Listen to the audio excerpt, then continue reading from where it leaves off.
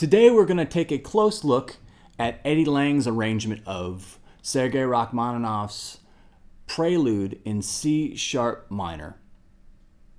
Rachmaninoff, a pianist and composer, wrote the piece in about 1892, and it quickly became one of his most popular pieces in concert performances, shortly earning the nickname the Prelude. Eddie Lang, mostly known these days for his pioneering work as an early jazz guitarist, recorded the piece in the spring of 1927, his own arrangement for solo guitar. By that point in time, he simply referred to it as Prelude and transposed it to the more guitar-friendly key of E minor.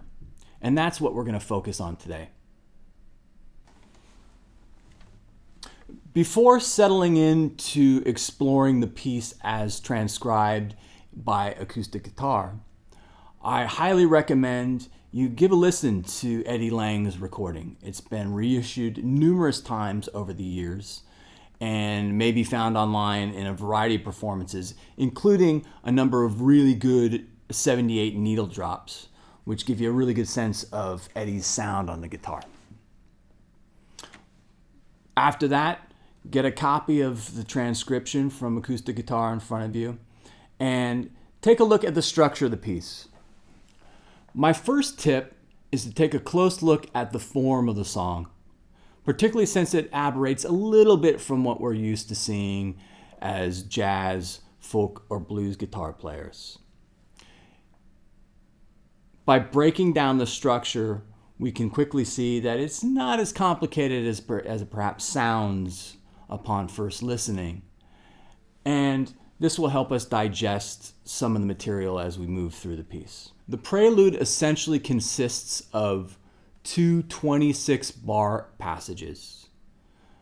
The first 26 bars is repeated at the end, so serves as, think of it as A1 and A2, with a middle section of equal length itself, which repeats a lot of the same material with slight variations.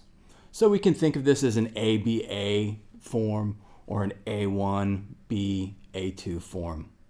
At any rate, by breaking it down in this manner, it seems a little more achievable in terms of playing goals.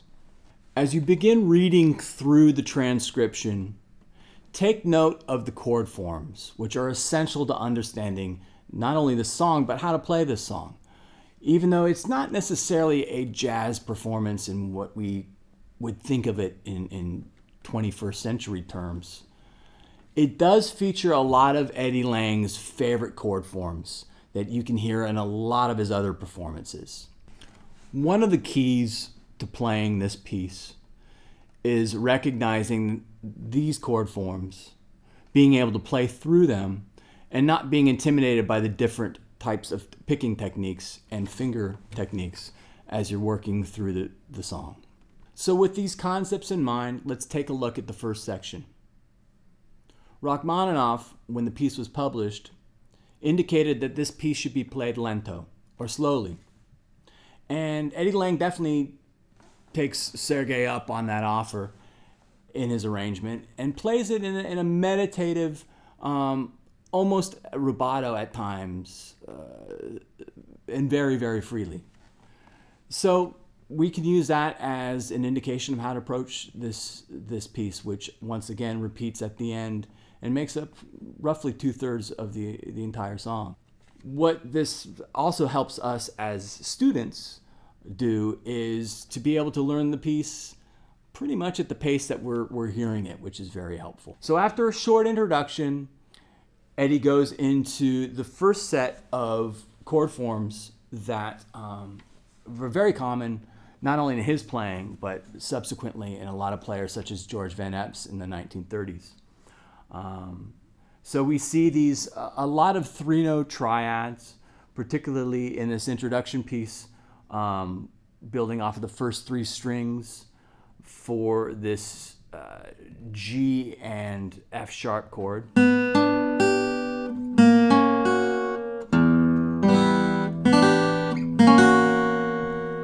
There are two other very Eddie Lang-ish aspects of the playing that we hear in the first section. First of all, you'll notice that there are several bass notes being struck on the sixth string. And from the sounds of it, and knowing how Eddie played from photos and the few films there are that exist of him, they very likely are done so with his thumb. So I encourage you to try to experiment with that and play those passages using your thumb, play those bass notes using your thumb. The other thing I want to take a moment to talk about are harmonics. Eddie Lang was a big fan of using natural harmonics as an effect in a lot of his recordings and performances. And because this piece is in E minor, Eddie uses them to great effect in this particular performance. So a couple things about natural harmonics. If they're not in your trick bag already, it's a great time to sit down and really dig into them. The quick and dirty lesson on them are to fret as close to the fret marker as possible with your left hand, very lightly, and strike fairly aggressively if you want to play an Eddie style with your right hand. Now the natural harmonics again only are functional at the 5th, 7th, and 12th fret, but having this little trick underneath your fingers is going to serve you well, as Eddie keeps going back to it as a kind of touchstone in the piece throughout, in all the sections.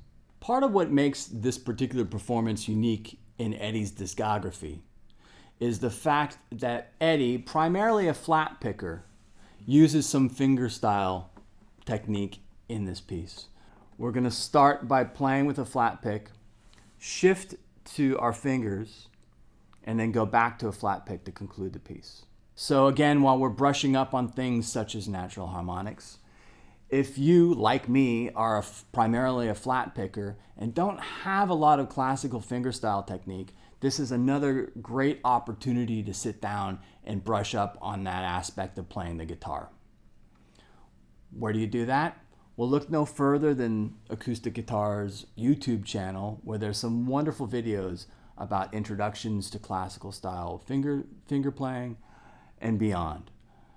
At any rate, a little bit of technique goes a long way with helping to execute the second passage. So let's look at the second section. In the original sheet music, it was marked agitato, which means to play in an excited fashion. And we definitely hear that in the Eddie Lang version, where the tempo picks up a little bit, as well as the excitement, the energy. And let's plan on using this as we approach the piece as well, as it's a really nice effect that adds to the dynamics of the piece. And a great contrast to the slowly played beginning and closing passages. One note about that. Agitato still is a moderate tempo in most cases. So make sure you can play all the passages cleanly before you increase the speed too much. As you become more and more familiar with this piece, you can kind of take more chances with this middle section to make it a bit more flashy. And that brings up another aspect of playing this piece. There's a certain element of drama involved in this particular music. And you hear it in both the Rachmaninoff performances as well as Eddie Lang's performance. So feel free to add a little bit of drama, especially since we are playing as solo guitar players. We have a lot of headroom in terms of how much rubato we use, how much variance we use in terms of tempo. And it's a good excuse to kind of get away with these sorts of things. So have fun with it in that regard. While challenging, the middle section is a little deceiving in a lot of ways. Again, the big key to understanding how to play this passage is to sit down and understand the chord forms. Once you have those chord forms under your fingers and can play the progression in succession, adding these arpeggio triplets really is not as challenging as it perhaps would sound when you first listen to the recording. So sit down, read through the piece, learn the chord forms, be able to play through those chord forms, and then add the triplets. And then once you've done all these things, you can start picking up speed to play the piece at pace. Let's take a look at a couple of the chord forms that appear in this second section, particularly since they seem to have been favorites of Eddie Lang's. First and foremost is this E minor shape that keeps on coming back time and time again. It's a first inversion, simple E minor triad played at the 5th fret on strings, on the D, G, and B strings, as such.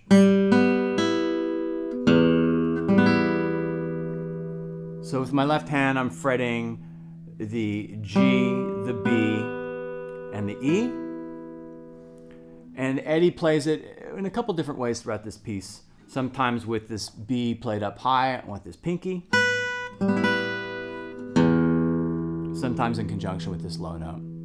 This particular chord and chord shape is central to the piece, both in terms of the first and last sections as well as the middle section. So it's good to just use it as your touchstone, as your kind of anchor, if you will. In bar 17, immediately after, once these arpeggios begin, we get to use another one of Eddie's favorite chord forms, which is a simple kind of cowboy chord C7, but with the bass note played on the 6th string as the G. Now Eddie uses this chord shape, which I'm just fretting the G on the 6th, the E on the D, the B flat on the G, and then the root note, in this case the C, on the B. Eddie uses this chord shape up here at the 9th fret as an F sharp, followed immediately at the 8th fret as an F7. So we'll use this both in the arpeggio section as well as the single chord section in this middle part. But again, it's another one of Eddie's favorite chord shapes that you hear in a lot of his other recordings, and it's great to see it here in this context. We can't get away from this middle section without talking about diminished chords. This piece is full of diminished chords, which may give a little bit of a clue as to why Eddie was fond of it and chose to record it. Eddie Lang was one who used diminished chords very widely in his playing. He not only used them in place as when they occurred in the music, but also used them as substitute chords. And he had several little tricks he did on the guitar that used diminished chords. So the fact that there's so much of them in this particular piece gives us a little bit of a clue as to the inspiration behind recording it. The chord forms for the diminished chords that Eddie uses are very common and well worth learning. The building block of which is built on the top 4 strings of the guitar. A very common diminished chord that George Van Epps also espoused later on in the 1930s. So if we're looking at a C, for example, we're building a diminished chord at starting at the 7th fret of the D string, fretting the A note, and then fretting the D sharp on the string below it at the 8th fret, fretting the F sharp on the string below that, the B, and then the C up top. So we have a 4-note diminished chord. This particular chord shape appears numerous times in the middle section. So it's a good time to really have it underneath our fingers and feel comfortable with it and being able to play it at all positions. As with all these chord forms, I recommend you take the extra time to learn them in all positions and add them to your toolkit. After another flourish of natural harmonics, Eddie switches back to his pick and plays a really nice meaty diminished chord on the lowest 4 strings of the guitar. which leads back into the first section, the lento section. Now we can have a little more fun with it at this point in time. We can change the tempo a little bit. We can change the dynamics a little bit. We don't have to necessarily repeat it as solemnly or somberly as we played it the first time through. But it is the same notes for the most part, the same chords. So most of our work is done at this point in time. The piece concludes with a series of very interesting diminished chords, all anchored by the low open E string. I highly recommend you play this in a rather solemn, if not somber fashion, kind of milking it for all it's worth, adding a little bit of that drama I talked about early on. It's a very effective tool and pretty appropriate in this case.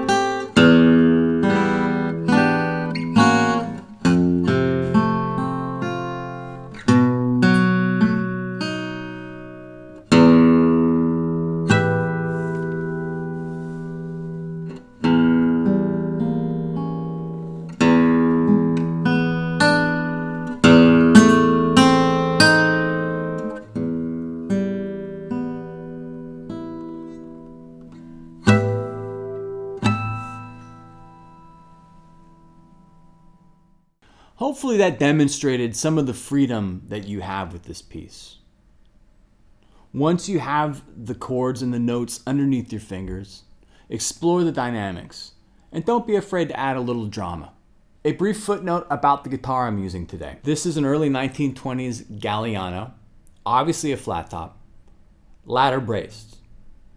These types of guitars were very popular both with Italian-American guitar players in and around the New York City area, as well as a lot of early jazz players in the 1920s. Although Eddie Lang is mostly associated with his Gibsons, primarily L5s, but also his L4, this is somewhat similar to the type of guitar Eddie played up until around 1927. And there's those of us who kind of think that perhaps Eddie did play a very similar type guitar on some of these early solo recordings. At any rate, it's a fun way to get some of these sounds that we hear on these great records that we love. For extra credit, I highly recommend you track down a copy of Rachmaninoff's original sheet music for this. There are a lot of dynamic markings on the piece, which are very helpful in terms of developing our own approach to performance. Beyond that, the pianist-composer recorded the piece a number of times, both for player pianos as well as actual recordings of him playing in the studio. Those too are very interesting in terms of giving us some clues towards performance and maybe how to approach it in a slightly more personal way. We don't know if Eddie learned this piece from sheet music, from a recording, or if he saw Sergei Rachmaninoff perform it in person, which is quite possible. In any case, pieces like this, performed on solo guitar, were very much part of the tradition that Eddie Lang came out of. So even while he was cutting dance band and jazz records in New York in the late 1920s, it's only fitting that during one of his first sessions as a leader, a solo session at that, he chose to record a showpiece such as this.